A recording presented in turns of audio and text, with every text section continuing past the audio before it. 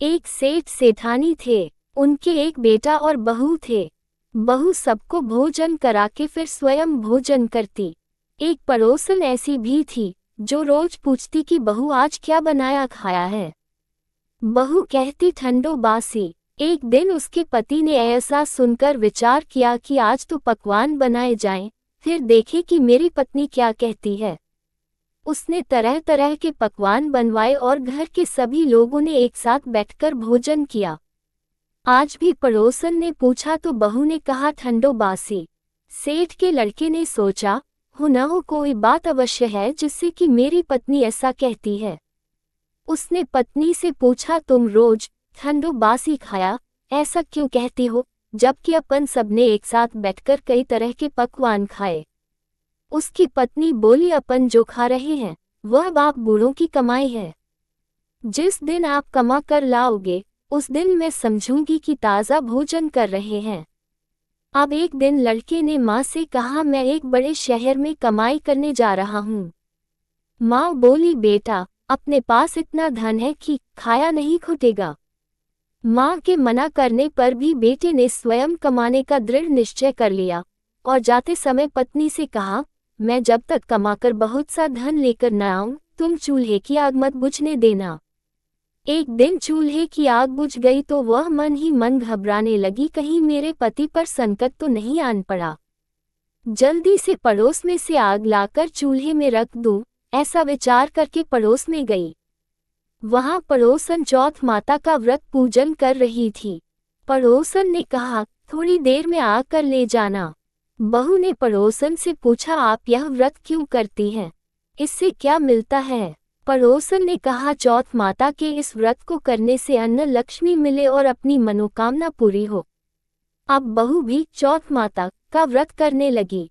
दीवार पर चौथ माता बनाए। उस दिन घी गुड़ का चूरमा बनाकर रात्रि को चंद्रमा को अर्घ्य देकर भोजन करती। ऐसा करते करते बहुत दिन हो गए। चौथ माता ने उस बहू के पति को सपना दिया कि साहूकार का बेटा तू जागे कि सोवे, तेरी पत्नी बहुत याद कर रही है, घर जाकर उसकी चिंता मिटा। तू दुकान खोलकर कंकु केशर का पगलिया बना के बैठ जाना, आज तेरा हिसाब किताब चुकता हो जाएगा। अब तो चौथ माता ने जैसा कहा था वैसा ही हुआ। उसने घर जाने की तैयारी की और गाड़ी भर के धन दौलत लेकर चल दिया। रास्ते में एक बड़ा सा काला नाग फल फैलाए बैठ गया और कहने गला आज तो मैं तुझे डसूंगा छोड़ूंगा नहीं, आज तेरी आयु पूरी हो गई है। सेठ ने लड़के से कहा आज चौथ माता ने मुझे सपना दिया तो मैं पत्नी से मिलने घर जा रहा हूँ, वहाँ मेरी पत्नी बहुत चिंता कर रही है, मैं उससे मिलकर जरूर आऊंगा, तब तुम मुझे डस लेना। नाग ने कहा तुम शपथपूर्वक कहकर जाओ तो मैं तुम्हें जाने दूंगा, परंतु लौटकर नहीं आए तो तुम्हारे घर आकर मैं तुम्हें डस लूंगा। इस प्रकार सर्प को वचन देकर वह अपने घर पहुंचा। वहां सभी से हंसी खुशी से मिला और भोजन करने उदास होकर बैठ गया।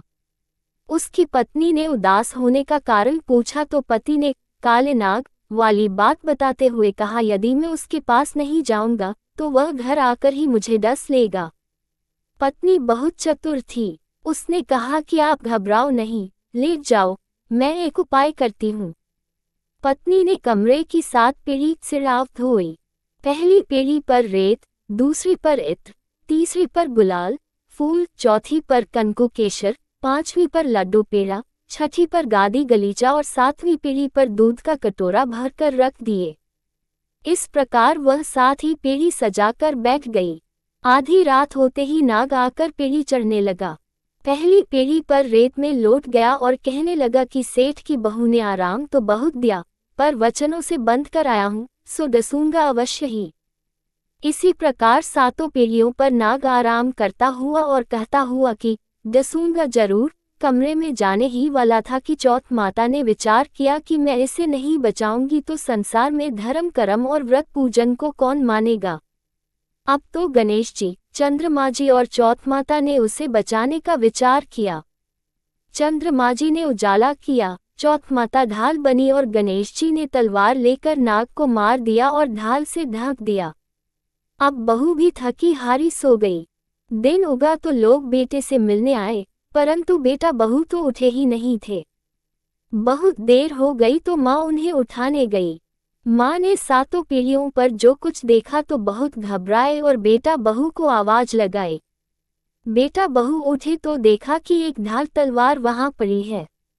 अब ढाल उठाई तो वही काला नाग मरा हुआ पड़ा है। बेटा बहू ने सोचा कि आज तो धर्म कर्म ही आड़े आए, जो भगवान गणेश जी और चौथ माता ने अपनी रक्षा की। हे चौथ माता, आपने जैसी सेठ के बेटे बहू की रक्षा की, वैसी सबकी करना।